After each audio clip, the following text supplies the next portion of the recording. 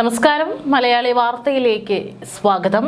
വീണ്ടും ഒരു ഇടവേളയ്ക്ക് ശേഷം കേരളത്തിൽ പല ജില്ലകളിലും പക്ഷിപ്പനി സ്ഥിരീകരിച്ചിരിക്കുകയാണ്. കണ്ണൂരിലും ആലപ്പുഴയിലും എറണാകുളത്തും ആണിപ്പോൾ H5N1 സ്ഥിരീകരിച്ചിരിക്കുന്നത്. കണ്ണൂർ ഇരിട്ടി എടക്കാലത്താണ് പക്ഷിപ്പനി സ്ഥിരീകരിച്ചത്. ഇരിട്ടി നഗരസഭയിലും സമീപ പ്രദേശങ്ങളിലും ജാഗ്രതാ നിർദ്ദേശം പുറപ്പെടുവിച്ചു. ഇവിടെ കാക്കയിലാണ് രോഗം സ്ഥിരീകരിച്ചത്. ഒരു മാസം മുമ്പേ കാക്കകൾ കൂട്ടത്തോടെ ചത്തത് പക്ഷിപ്പനി മൂലമാണെന്ന സ്ഥിരീകരണം ഇന്നലെയാണ് എത്തിയത്. വളർത്തുപക്ഷികളിൽ നിലവിൽ രോഗം സ്ഥിരീകരിച്ചിട്ടില്ല. ഇവിടെ പക്ഷികളെ കൊന്നൊടുക്കേണ്ട സാഹചര്യമില്ലെന്നാണ് ജില്ലാ ഭരണകൂടം അറിയിച്ചിരിക്കുന്നത്. രോഗം സ്ഥിരീകരിച്ചത് കാക്കയിലായതിനാൽ രോഗത്തിന്റെ പ്രഭവ കേന്ദ്രം കണ്ടെത്താനായിട്ടില്ല. ആലപ്പുഴ ജില്ലയിലെ മുഹമ്മ, കോടംതുരുത്ത് എന്നിവിടങ്ങളിലും കാക്കകളിൽ പക്ഷിപ്പനി സ്ഥിരീകരിച്ചു. ആലപ്പുഴ മുഹമ്മ പഞ്ചായത്ത് 13-ാം വാർഡിലും കോടംതുരുത്ത് പഞ്ചായത്ത് 13-ാം വാർഡിലുമായി 16ഓളം കാക്കകൾ ചത്തുവീണത് പക്ഷിപ്പനി മൂലമാണെന്ന് ഭോപ്പാലിലെ അതിസുരക്ഷാ പക്ഷിരോഗ നിർണയ ലാബിൽ നടത്തിയ പരിശോധനയിൽ വ്യക്തമായി. എറണാകുളം രാമമംഗലം പഞ്ചായത്ത് 12-ാം വാർഡിൽ ദേശാടന പക്ഷികളിലും കോട്ടയം കാഞ്ഞിരപ്പള്ളി പഞ്ചായത്ത് 4-ാം വാർഡിൽ കോഴികളിലും പരിശോധനയിൽ രോഗം സ്ഥിരീകരിച്ചു.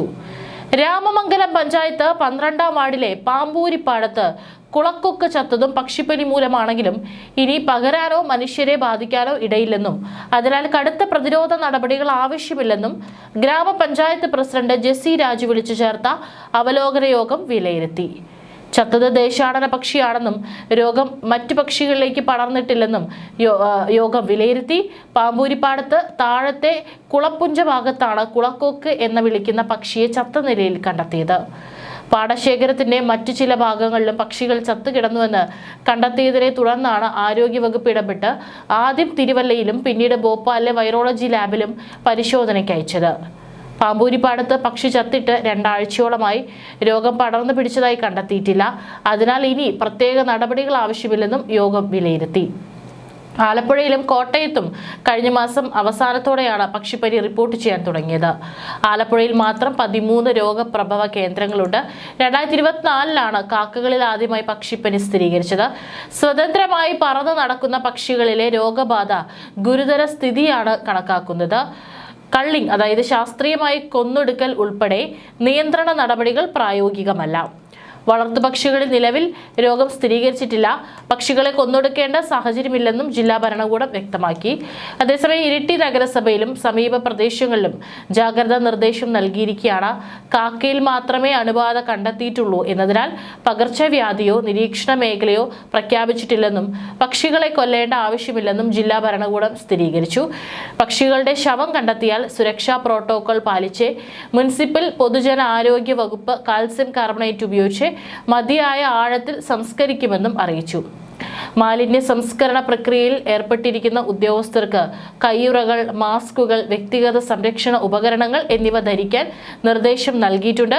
പ്രദേശത്തെ ആളുകൾക്കിടയിൽ വിശദീകരിക്കാനാകാത്ത പനിയോ ശ്വാസകോശ സംബന്ധമായ അണുബാധയോ ഉണ്ടായാൽ സൂക്ഷ്മമായി നിരീക്ഷിക്കാനും റിപ്പോർട്ട് ചെയ്യാനും ആരോഗ്യ വകുപ്പിനോട് നിർദ്ദേശിച്ചിട്ടുണ്ടെന്നും പ്രസ്താവനയിൽ പറയുന്നു. പക്ഷിപ്പനിയെ തുടർന്ന് ആലപ്പുഴ ജില്ലയിലെ തീരദേശ ഭാഗങ്ങളിൽ 7625 പക്ഷികളെ കൊന്നൊടുക്കിയതായും ഉദ്യോഗസ്ഥർ പറഞ്ഞു. കരുവാറ്റ, പള്ളിപ്പാട് പഞ്ചായത്തുകളിലാണ് പക്ഷികളെ കൊന്നൊടുക്കൽ പ്രവർത്തനങ്ങൾ നടത്തിയത്. ആകെയുള്ള 2886 പക്ഷികളിൽ പള്ളിപ്പാട്ടും 4739 പക്ഷികളെ കരുവാറ്റയിലും വൈകുന്നേരത്തോടെ കൊന്നൊടുക്കിയതായി ഒരു പ്രസ്താവനയിൽ പറയുന്നു. മൃഗസംരക്ഷണ വകുപ്പിന്റെ റാപ്പിഡ് റെസ്പോൺസ് ടീമിന്റെ നേതൃത്വത്തിലായിരുന്നു പ്രവർത്തനങ്ങൾ. ബാധിത പ്രദേശങ്ങളിൽ ശുചീകരണ നടപടികളും അവർ സ്ഥിരീകരിച്ചു.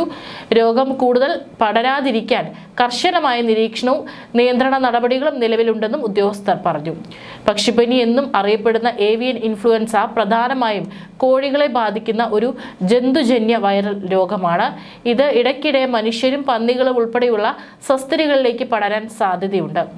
ചത്ത പക്ഷിയുടെ ശരീരം നിർദ്ദിഷ്ട ആഴത്തിൽ കുഴിയെടുത്ത് കാൽസ്യം കാർബണേറ്റ് ഇട്ട് നഗരസഭ പൊതുജനാരോഗ്യ വിഭാഗം സംസ്കരിക്കും. ഈ സമയം ജീവനക്കാർ കയ്യുറ, മാസ്ക്, PPE കിറ്റ് എന്നിവ ധരിക്കണം. അജ്ഞാതമായ പനി, ശ്വാസകോശ അണുബാധ എന്നിവ പ്രദേശത്തെ ആളുകളിലും റിപ്പോർട്ട് ചെയ്യുന്നത് നിരീക്ഷിക്കാനും ആരോഗ്യ വകുപ്പിന് നിർദ്ദേശം നൽകിയിട്ടുണ്ട്. അതേസമയം ആലപ്പുഴ കോടംതുരുത്ത് പഞ്ചായത്തിലും പക്ഷിപ്പനി റിപ്പോർട്ട് ചെയ്തിട്ടുണ്ട്. 5 ദിവസം മുമ്പ് പഞ്ചായത്തിലെ 13-ാം വാർഡിൽ വെല്യത്തോട് പ്രദേശത്തും കാക്കകൾ വീണ് ചാകുന്നതും നാട്ടുകാരുടെ ശ്രദ്ധയിൽപ്പെട്ടിരുന്നു. മൃഗസംരക്ഷണ വകുപ്പ് ഉദ്യോഗസ്ഥർ ചത്തുവീണ കാക്കകളുടെ സാമ്പിൾ ശേഖരിച്ച് തിരുവല്ല മഞ്ഞാടിയിലെ ലാബിലും തുടർന്ന് ഭോപ്പാലിലും പരിശോധനയ്ക്ക് അയച്ചു.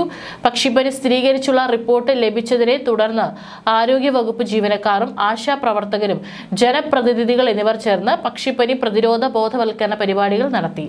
താറാവ് ഫാമുകൾ പ്ലാസ്റ്റിക് വല വിരിച്ച് സുരക്ഷിതമാക്കണമെന്നും കർഷകർക്ക് നിർദ്ദേശം നൽകിയിട്ടുണ്ട്.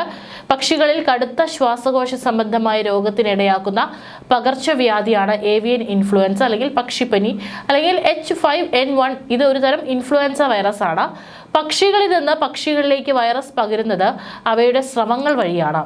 രോഗാണു സാന്നിധ്യമുള്ള പക്ഷിക്കൂട്, തീറ്റ, തൂവലുകൾ എന്നിവ വഴിയും വേഗം പക്ഷികളിൽ നിന്ന് പക്ഷികളിലേക്ക് രോഗം പകരും. രോഗം ബാധിച്ച പക്ഷികളുടെ ഇറച്ചി, മുട്ട, കാഷ്ടം, ചത്ത പക്ഷികൾ എന്നിവ വഴി മനുഷ്യരിൽ നിന്നും മനുഷ്യരിലേക്കും പകരാൻ സാധ്യത കുറവാണ്. മനുഷ്യരെ ബാധിച്ചാലുള്ള ലക്ഷണങ്ങൾ പനി, ജലദോഷം, തലവേദന, ഛർദി, വയറിളക്കം, ശരീരവേദന, ചുമ, തൊണ്ടവേദന, ക്ഷീണം, വളരെ പെട്ടെന്ന് തന്നെ ന്യൂമോണിയ പോലുള്ള കടുത്ത ശ്വാസകോശ രോഗങ്ങൾക്കിടയാക്കാൻ ഈ വൈറസുകൾ ഇടയാക്കും.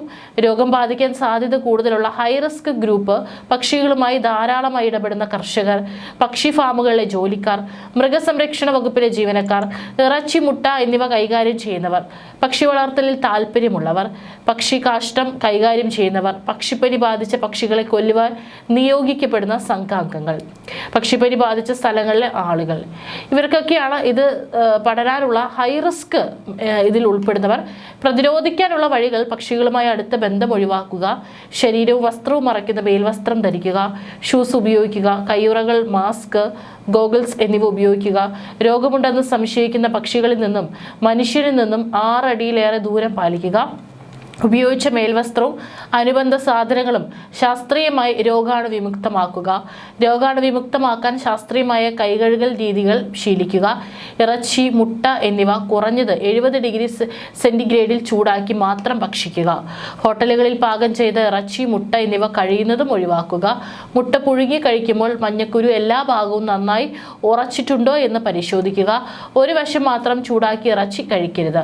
ബുൾസൈ പോലെ പകുതി വേവിച്ച മുട്ടകൾ കഴിക്കരുത്. പകുതി വേവിച്ച മാംസം ഭക്ഷിക്കരുത്. അനാവശ്യമായി മൂക്കിലും കണ്ണിലും വായിലും സ്പർശിക്കുന്നതും ഒഴിവാക്കുക. ചത്ത പക്ഷികളുടെ രോഗം ബാധിച്ചവയോ ദേശാടന കിളികളെയോ ഇവയുടെയൊക്കെ കാഷ്ടമോ ഒക്കെ കൈകാര്യം ചെയ്യേണ്ട സാഹചര്യം വന്നാൽ അതിനു മുൻപും ശേഷവും ചൂടുവെള്ളവും സോപ്പും ഉപയോഗിച്ച് കൈകൾ ഇടയ്ക്കിടെ കഴുകി വൃത്തിയാക്കണം.